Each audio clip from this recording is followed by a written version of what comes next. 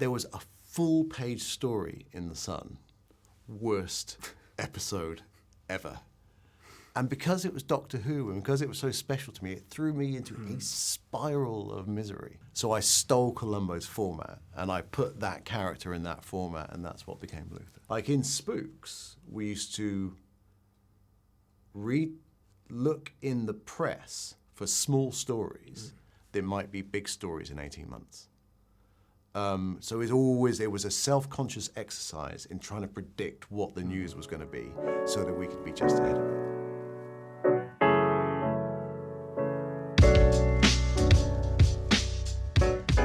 So first out, you started out in novels, didn't you? Yeah. Writing. Yeah. Was screenwriting always on the horizon for you? Was that Oh my God, no! It was an absolute accident. I never, growing up,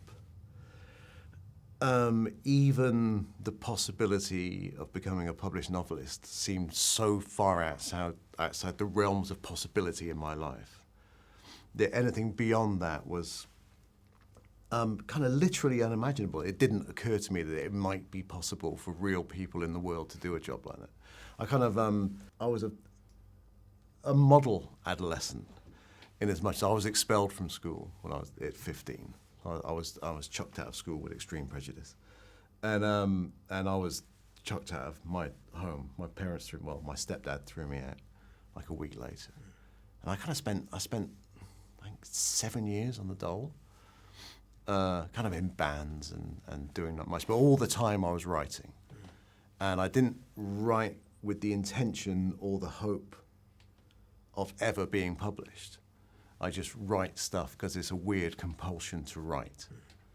So it's a long way from signing on in Bristol to getting to spend 7 months in Rome on the Iris Affair. Incredible. Yeah.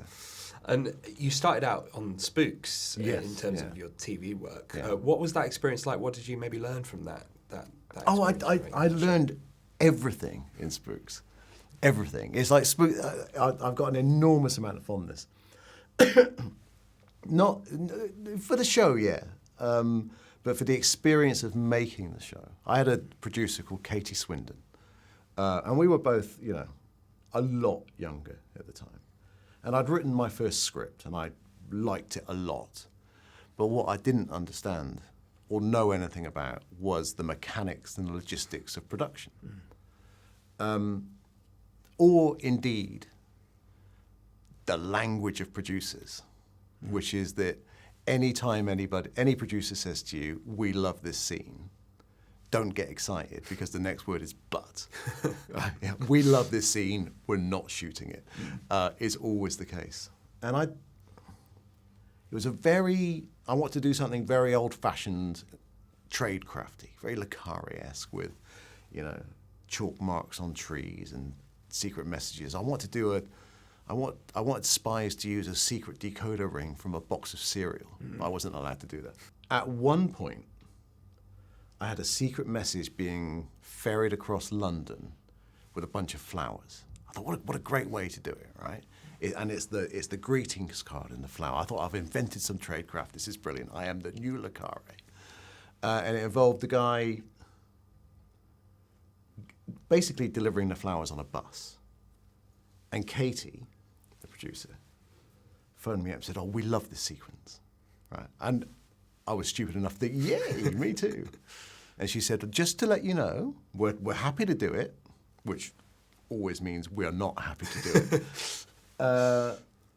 And she said, "But to make it work as you've written it," she said, "first of all, we have to hire a bus. And that costs, She said, and on the bus, we have to put X number of extras, each of whom costs X amount per day. To have the bus on the roads of London, we have to seek permission from a council, which has to be negotiated X weeks in advance. And we have to close the road, which costs money." So not only that, because we have so many members of the public on the bus, we have to have St. John's ambulance present. And she said, "So long story short, you've just spent £100,000 on 12 seconds of television." And I got it. I suddenly understood the mechanics and the logistics of not just writing ideas and stories, but writing ideas and stories that can be told on a budget and on a time scale. And I find that stuff, I still enjoy that. So then if we jump forward to a little show called Luther. Oh, yeah. Where did Luther come from? How long had you been thinking about Luther before that show came along? Kind of...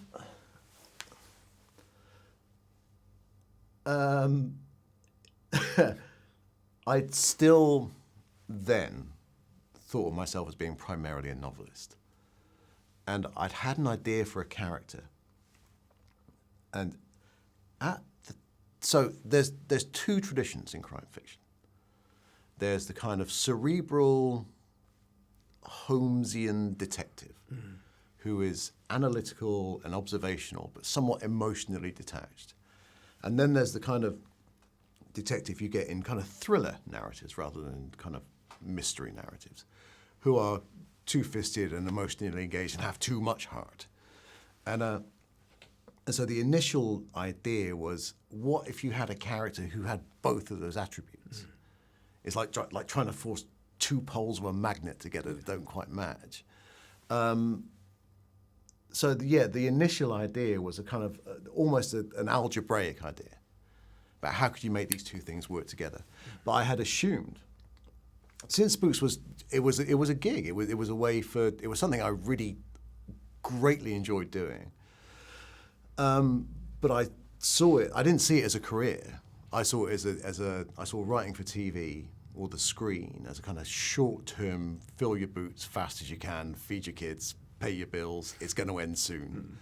And I was still thinking primarily of novels. But after I'd left Spooks, I was invited by the BBC to pitch any ideas. And I did not then, nor do I now, know what a pitch actually is. And I kind of suspect that there are proper, organised professional writers who kind of prepare and do slideshows and like map out episode 6. But they invited me to lunch to kind of pitch ideas, and I didn't have a solid idea to pitch, but I did have this character. So I kind of pitched the character, and they said, yeah, but that's very interesting, but what is the show? And I had no idea. But what I did know was that my favourite ever crime show is Columbo. And what makes Columbo unique is that you know who the killer is from the first scenes. There is no mystery. The only mystery in Columbo is how is Columbo going to get this clever killer? So I stole Columbo's format and I put that character in that format, and that's what became Luther. Amazing. It was made up over a cup of coffee. We last saw Luther, obviously, in the movie. What are the possibilities that we might see him again soon? There are extraordinarily strong possibilities you might see him again. Incredible. Is that the heaviest hint as possible without Netflix sending a trained assassin around to silence me? There's every chance you will meet him again. Yeah. And at the time of that film coming out, we spoke, and I remember you saying that he now lives in film. Obviously, we've just seen recently that Peaky Blinders is going to film and then coming back to TV. What are you still stuck that Luther's going to be a film character now rather than TV? I think so. Certainly, were he to come back, were that happy event to take place, I think film would be the natural place for him. But the world of Luther, I think, things are such now that it's not just a character, it's a world. If you've gone on long enough, there is a world to inhabit. And elements of that world can belong on the big or the small screen. So no, I wouldn't be at all averse to something in the same universe, as it were, happening on telly. Exciting. Yeah.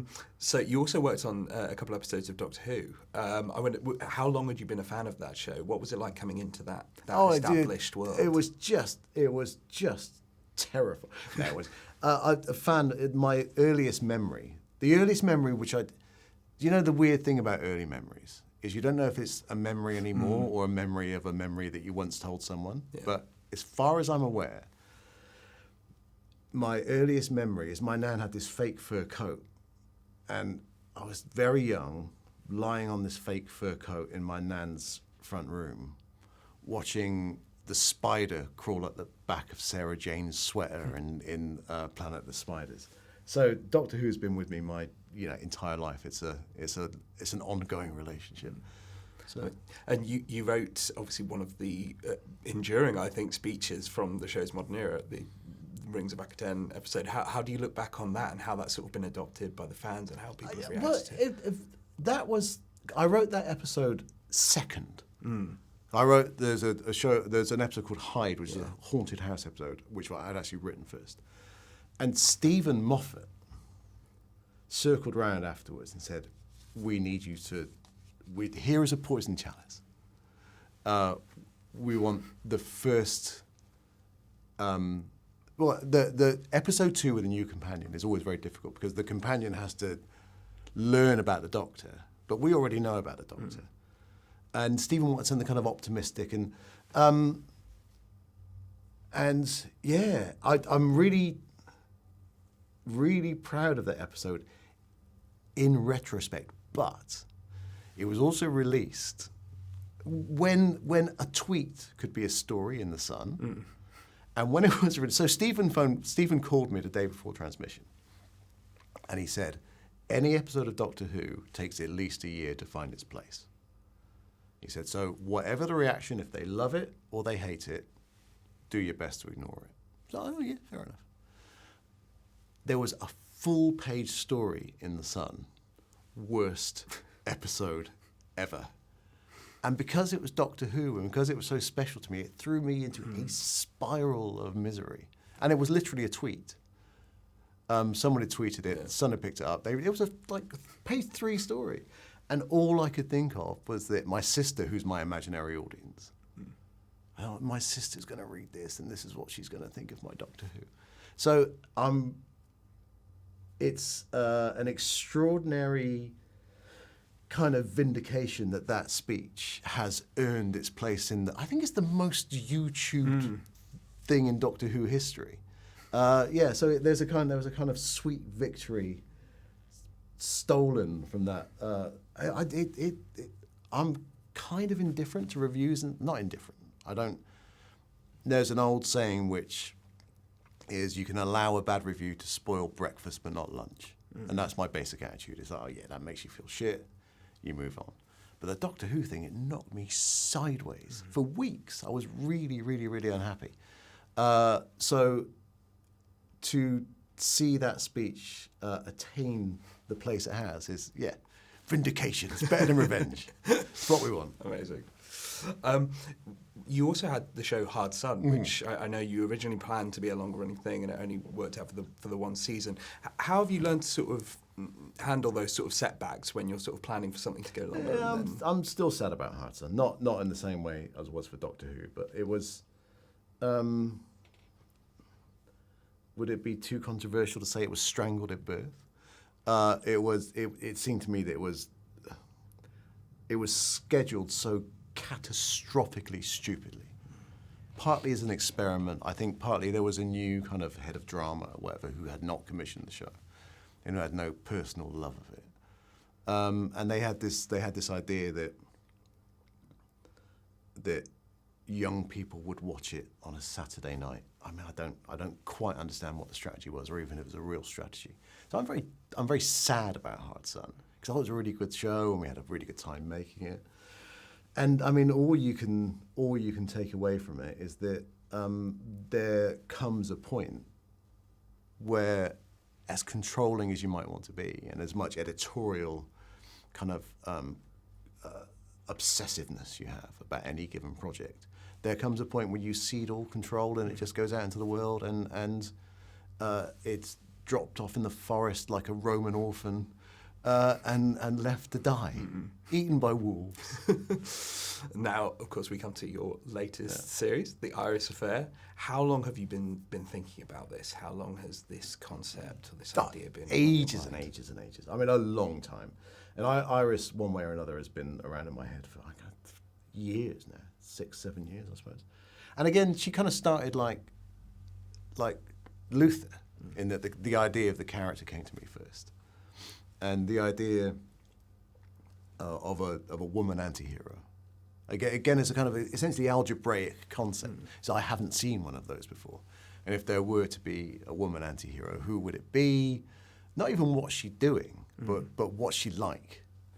And the idea of that kind of that steeliness with the mischief, and the ability to manipulate people with the power of ideas, I found quite an interesting. Like, can you use maths to talk a teenager out of suicide? And it turns out you can, on telly anyway. Yeah. So she was a kind of challenge, and the show kind of agglomerated around the idea of Iris. You know, she's the centre of that particular galaxy. And this show has like quite a lot on its mind, I would say. There's a lot of very prescient themes, a lot of very contemporary themes. Do they fold naturally into the story? Are they things you think, okay, I want to tackle that in this series when it comes to like AI or whatever other themes, you know, you're tackling in any project? Do you know what? I don't think so. I don't kind of think of myself as tackling anything really. And again, this is an essentially sort of novelistic approach to what's not novel writing, is that I just write about stuff that interests me. That's why. So it's not kind of like we used to do, just to bring the conversation back full circle. Like in Spooks, we used to look in the press for small stories that might be big stories in 18 months. So it was a self-conscious exercise in trying to predict what the news was going to be so that we could be just ahead of it. Now also, you know, things moved more slowly then. But that's not what I've done in this show. It's not an attempt to get ahead of the news or to kind of reflect the headlines or even to be something which belongs to the moment. I don't know what the moment is. Even if I did, I'm too old to be part of it, and I live too far away. So it's just creating characters that I like, and throwing in stuff that I'm interested in. And you've got a phenomenal cast here. Oh, they're ridiculous. Tom Holland, Sacha Dhawan could go on. Do you ever write with actors in mind, or do you always come to the casting process a completely separate thing later down the line? Well, again, going back to the kind of novelistic thing, I tend to make up characters in the round. But the thing that I enjoy best about the process, and I haven't found a kind of a lexicon for discussing this without sounding like a tosser, so forgive me if I do. But the thing which I enjoy most is when... So usually in any kind of casting, the Venn diagrams cross to a greater or lesser degree. But sometimes there is an actor who finds something in the character that I myself had not seen or detected.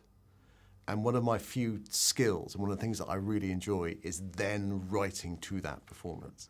And that very much happened. Well, it happened with a lot on this show, actually, but it happened particularly with Tom.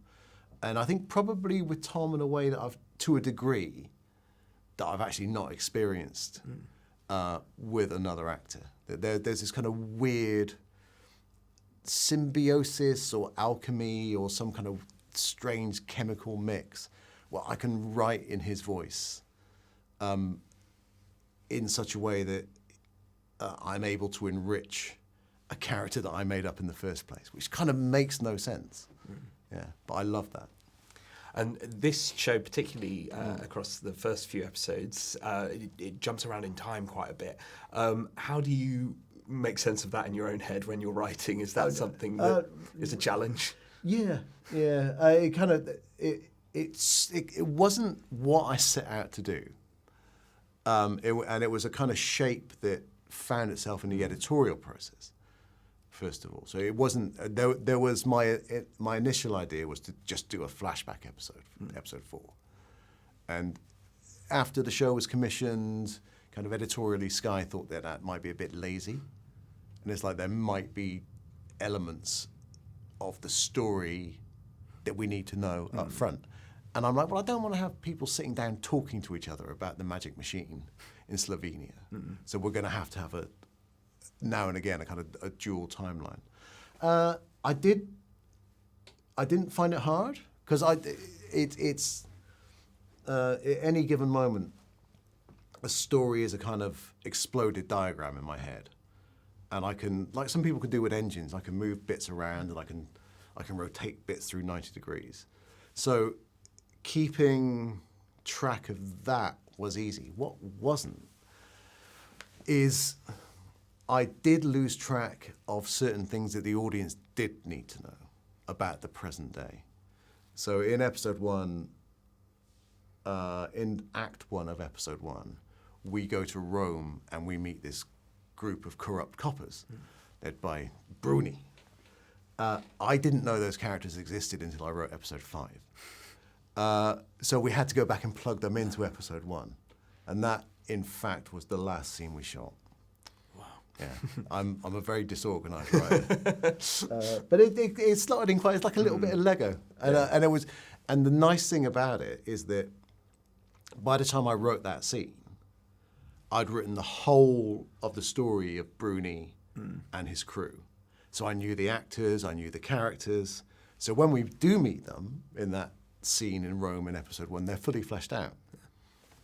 And has your approach to writing action changed over the years? Is that something you feel you've got better at in terms of how you would visualize that on screen? Is it because I imagine that must be a tricky thing to know how to write that. I annoy directors with the way I write action because I'm so anal and I'm so controlling. And even if what I write isn't exactly what we shoot, for budgetary reasons, or because we can't find the location, or because I've written something stupid, I still have to choreograph it beat by beat by beat. I can't not do it. I read a Fast and the Furious script once. Right? I'll dip into 4 or 5 scripts by other people every week just to see how people do stuff. So Tony Gilroy, for instance, if you read a Bourne script, reading a Bourne script is like watching a Bourne movie. The way he punctuates, every time Tony Gilroy uses an M dash, right, that's a cut. So the punctuation creates a different angle, whatever. It's genius. And I think he's the best on-the-page writer currently working. But at the other end of the scale, I read a Fast and the Furious script, right? And it's talking, right? Yeah. Characters in bar, talking, family. Scene ends, and then it's just a line saying, director's car chase. Right? And then back to the characters talking, and I just thought, you lazy bastard.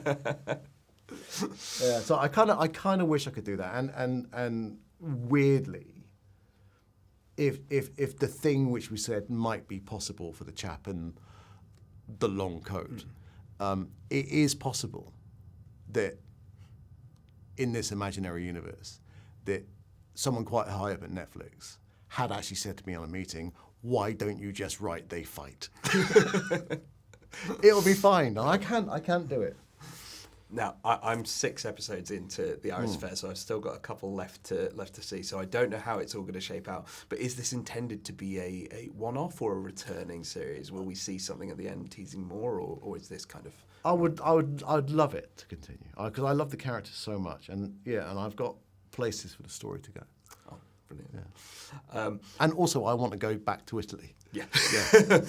Well, yeah, the location is incredible. Did you settle on that that early on that it would be in Italy? Was that like oh my god, yeah. So Tim Bricknell, our producer on this, his first ever gig was on The Talented Mr. Ripley. which is one of my favourite films of all time. And so Tim knew the places. Tim knew everywhere. And yeah, so we sat down, we just had these really lovely, long, pleasant conversations about what lovely places we were going to go to and what we were going to eat when we got there. It was great. Looking more widely at your career, obviously it could be the Iris Affair, but have you got a favourite scene that you've ever written? Yeah. Oh, incredible. It's the first scene of episode 8 of the Iris Affair. Oh, really? Yeah. When I do pop my clogs, I think that's going to be the scene which people... I think people are always going to talk about the guy coming out from under the bed in Luther. Yeah. I think probably, although I don't pay attention to it because of the anxiety it causes me, probably the Rings of a Carton speech. And I certainly the first scene in episode of Iris is the thing which I'm most proud of, and feels kind of magic to me. And I don't know where it came from, and I don't know how it came to be. But yeah, I remember speaking to a comedy writer, like writing, comedy scripts for comedians and presenters, and they were saying how they thought of writing so much as a technical pursuit. Do you find that with screenwriting? Is it more technical or more creative in your mind? I enjoy...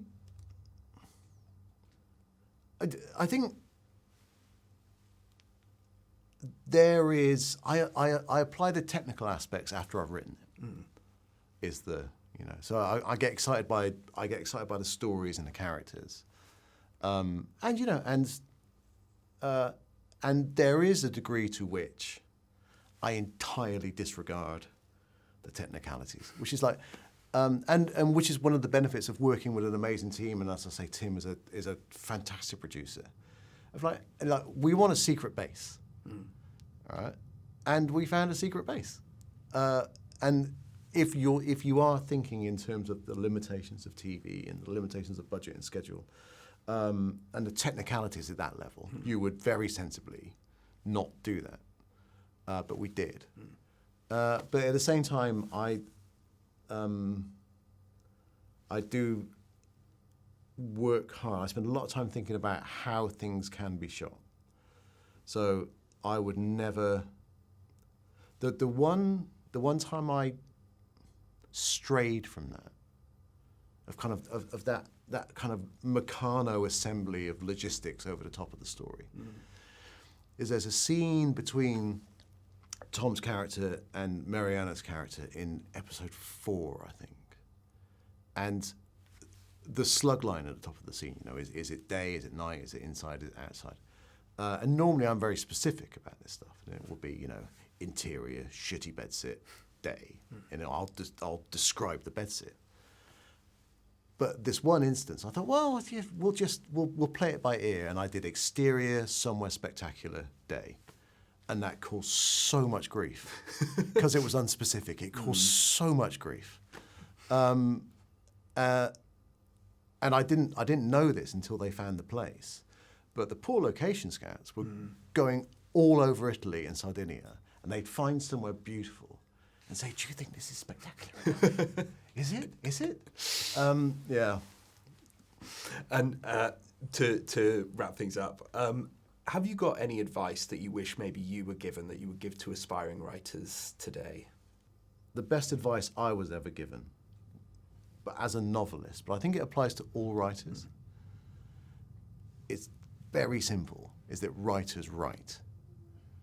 And if you are talking about one-day writing, or you have an idea that you want to write, or you've always thought you might give writing a try, don't bother. Because you're never going to do it. If you're a writer, you're writing. And you might, so many novels, especially now, are written by young parents at kitchen tables in our kind of, an hour here and an hour there, between feeding the baby and getting to work. My friend Vanda Simon, who's a great crime novelist, wrote an amazing essay about how she'd imagined the life of a novelist would be a beautiful office and a top of the line laptop. But actually, she was there typing her first novel at the kitchen table while feeding her baby, while talking to her mother-in-law, while answering the door to the electrician. And the reason that novel happened is because Vanda had no choice but to write. So if you're a writer, write. Finish stuff. Don't abandon ideas halfway through. Find ways to finish. There's an old Peter Cook joke where he meets someone at a party, and he says, what do you do? And the guy says, I'm writing a book. And Peter Cook says, oh, really? Neither am I. And I think, I get very kind of patrician about this, but I'm only patrician about it because I care about writers. And I like the company of writers, and I understand writers. Too many people are interested in the idea of being a writer. And being a writer doesn't involve mostly this stuff.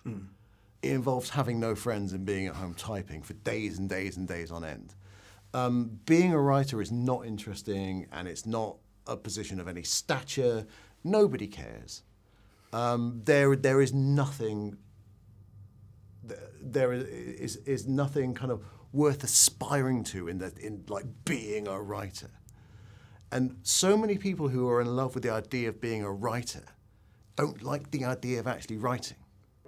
But you've got to flip those things.